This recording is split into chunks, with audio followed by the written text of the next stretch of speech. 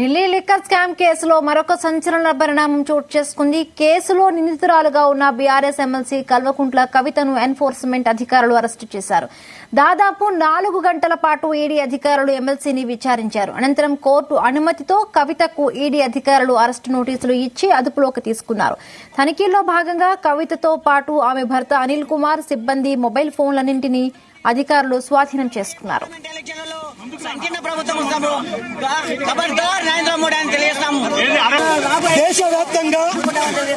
దేశవ్యాప్తంగా బీజేపీ పాలిత రాష్ట్రాలు తప్ప ఈ దేశంలో ఎక్కడైనా ఈడీ, సిబిఐలు పనిచేస్తున్నాయా అంటే కేవలం ప్రాంతీయ పార్టీలపైన, ప్రజాస్వామ్య పద్ధతిలో ప్రజలపై పోరాడుతున్న నాయకులపైన. ఇవాళ మా నాయకురాలు కవిత గారు ఢిల్లీ కేంద్రంగా జంతర్ మంతర్ వద్ద ఈ దేశంలో మహిళలకు రిజర్వేషన్లు రావాలని పోరాడితే ఇవాళ నచ్చని మోడీ, మహిళా రిజర్వేషన్లు వ్యతిరేకించేటువంటి మోడీ ప్రత్యక్షంగా మా నాయకురాలను ఎదుర్కోలేక ఇవాళ ఈబీసీడీఐలను పంపించి నిర్దాక్షిణ్యంగా తనపై నిర్దోషి అయినటువంటి ఎలాంటి తప్పు చేయని నాయకురాలపై కేవలం ఈ దేశంలో ఈడీలు, సిబిఐలు పనిచేస్తున్నాయంటే కేవలం ప్రాంతీయ పార్టీల నాయకులపైన, ప్రతిపక్ష నాయకులపైనే పనిచేస్తా ఉన్నాయి. ఇవాళ బీజేపీ పాలిత రాష్ట్రాల్లో ఎక్కడా కూడా ఈబీసీడీఐలు తన మూతికి ప్లాస్టర్ వేసుకొని పనిచేస్తా ఉన్నాయి. చాలా బాధ అనిపిస్తా ఉంది. మా నాయకురాలు చాలా ధైర్యవంతురాలు. ఎప్పుడు కూడా ఈ ఈబీసీడీఐలకు ధైర్యంగా సమాధానం ఇవ్వడానికి సిద్ధంగా ఉంది. ఇవాళ ఈడీ వచ్చింది ఇక్కడికి. ఈడీ కాదు, మోడీయే ఈడీ రూపంలో వచ్చాడు ఇక్కడికి. మోడీ ఇవాళ వచ్చింది తప్ప ఈడీ కాదు. మోడీ, ఈడీ ఈ దేశంలో వేరు కాదు. ఎక్కడైతే ఒక రాష్ట్రంలో ప్రతిపక్షాన్ని అణచాలని ఆయన కోరుకుంటాడో అక్కడికల్లా మోడీ కంటే ముందు ఈడీ వస్తాడు. కానీ ఇక్కడ జోక్ ఏంటంటే తెలంగాణలో మోడీ, ఈడీ కలిసే వచ్చారు. మోడీ మరొక పక్క తిరుగుతున్నాడు, ఈడీ ఇక్కడ పక్క ఉన్నారు. నేను అనేది ఏంటంటే సూటిగా ఇప్పటి వరకు కవిత గారిని పలానా కేసులో నువ్వు ఉన్నావు, పలానా విషయాన్ని ఇంతవరకు చెప్పింది లేదు. ఉట్టిని ఒక పేరు పెట్టేసి బదనాం చేసే ప్రయత్నం చేస్తా ఉన్నారు. బీజేపీ అన్ని రాష్ట్రాల్లో చేసే పని ఇవాళ తెలంగాణలో కూడా చేస్తుంది. వాళ్ళ అధికారంలో ఉన్న రాష్ట్రాలు తప్ప మిగతా ప్రతిపక్షాలు ఎక్కడ అధికారంలో ఉన్నా అలాంటి ప్రయత్నాలు చేస్తాయి. ఒక తెలంగాణ కాడికి వచ్చేసరికి అధికారపక్షమైన జోలికి ఎందుకు పోవట్లేదంటే కాంగ్రెస్, బీజేపీ ఈ తెలంగాణలో కలిసే వాళ్ళు పయనిస్తా ఉన్నారు. కలిసే పోరాటాలు చేశారు, కలిసే ఉన్నారు, కలిసే పరిపాలన కూడా చేస్తున్నారు. మీరు పక్కనే మణికొండ పోతే కలిసే చైర్మన్, ఉప చైర్మన్ కూడా పంచుకున్నారు వాళ్ళు. ఇవాళ మోడీ అనే వ్యక్తిని ఇవాళ మనం ఎలా చూడాలి అంటే ఒక నియంతలాగా చూడాల్సిన అవసరం వస్తూ ఉంది.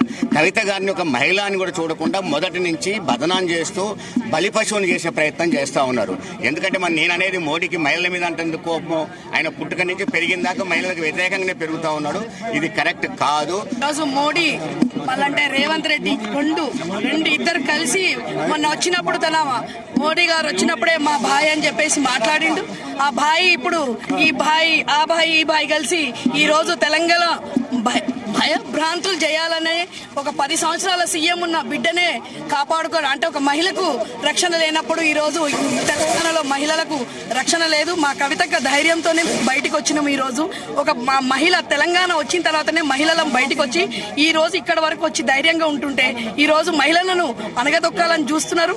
కవితక్క మొన్న ఇందిరా పార్క్ దగ్గర కూడా చేసినందుకు మళ్ళీ మొన్న బీసీలకు హక్కులు కావాలని చెప్పి అంటున్నందుకు ఈ రోజు మోదీ గారు ఇంత కష్టపూరితంగా చేస్తున్నాడు.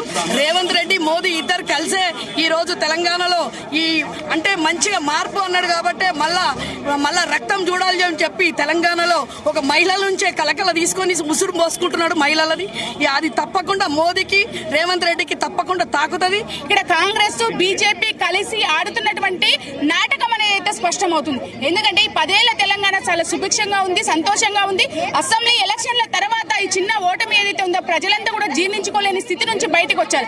ఈ 3 నెలల పాలన ఏదైతే ఉందో కాంగ్రెస్ పాలన, చాలా మంది అయ్యో మేము ఇది కాదే కోరుకున్నదని చెప్పి చెప్తున్న సందర్భంలో మొన్న మోడీ పర్యటన తర్వాత, రేవంత్ రెడ్డి గారు మోడీని కలిసిన తర్వాత ఈ పరిణామం చోటు చేసుకోవడం అంటే బీజేపీ, కాంగ్రెస్ కలిసే ఇవాళ ఈడీ సోదాలకి ఈ కవితక్క ఇంటికి పంపించడం అనేది స్పష్టమవుతుంది. ఎందుకంటే సంవత్సరంన్నర నుంచి ఈ కేసు పెండింగ్ లోనే ఉంటున్నటువంటి పరిస్థితి. ఇవాళే ఎందుకు చేశాడు, ఇవాళే మోడీ పర్యటన రోజు ఎందుకు జరిగింది అంటే బీజేపీకి స్పష్టం. ఏదైనా సరే అల్లరి చేసి, బెదిరించి, భయభ్రాంతులకు గురి చేసి రాజకీయ పరంగా వాళ్ళు లబ్ధి పొందాలని చెప్పేసి వాళ్ళ రాజకీయ ఎజెండానే అది కాబట్టి అందులో భాగంగానే ఇది జరిగింది. ఖచ్చితంగా ఈ రాష్ట్రంలో ఉన్న బీఆర్ఎస్ శ్రేణులన్నీ కూడా మోదీ ప్రభుత్వానికి గుణపడని చెప్తారు, కేంద్ర ప్రభుత్వానికి గుణపడని చెప్తారు. మా అధినేత కేసీఆర్ గారి డైరెక్షన్ మేరకు వారిచ్చే పిలుపు మేరకు ఈ రాష్ట్రంలో మోదీ ప్రభుత్వం అమలు చేస్తున్న దమనకాండకు వ్యతిరేకంగా కార్యాచరణ ఖచ్చితంగా ఉంటుంది. టీఆర్ఎస్ పార్టీని ఇబ్బందులకు గురి చేయడం కోసం ముఖ్యమంత్రి రేవంత్ రెడ్డి గారి సహకారంతో నరేంద్ర మోదీ కేంద్ర ప్రభుత్వం ఇవాళ ఈ అక్రమ చర్యలకు పాల్పడతా ఉన్నది. ఈ విచారణ పేరిట అరెస్టుకు కుట్రలు పడుతూ ఉన్నది. దీన్ని ఇవాళ నిరసిస్తూనే ఇక్కడ బీఆర్ఎస్ శ్రేణులు ఆందోళన వ్యక్తం చేయడం ఇది మంచి పద్ధతి కాదు. ఈ ప్రజాస్వామ్యాన్ని హత్య చేసే ఈ ప్రక్రియను బీఆర్ఎస్ శ్రేణులు తీవ్రంగా నిరసిస్తా ఉన్నాయి. మేమందరం కూడా ఖండిస్తా ఉన్నాం. ఇది ఈ దేశానికి ముప్పు, ఈ దేశ ప్రజాస్వామ్యానికి ముప్పు, తెలంగాణ రాష్ట్రానికి ముప్పు. కోర్టులో ఆల్రెడీ వాళ్ళు కేసు ఫైల్ చేస్తున్నారు. 19th రోజు హియరింగ్ వస్తూ ఉంది. మరి ఈ లోపు ముందే మోదీ గారు ఈ టైంలో హైదరాబాద్లో ఉన్నారు. భారతీయ జనతా పార్టీ చాలా రోజులు చెప్తా ఉంది అరెస్ట్ చేస్తాము, కేసులు పెడతామని చెప్పి. ఆల్రెడీ కేసు ఉంది, కోర్టులో ఉంది, సబ్జుడిస్ ఉంది. మాట 19th మళ్ళీ హియరింగ్ ఉంది, వాళ్ళు పోస్ట్ చేశారు.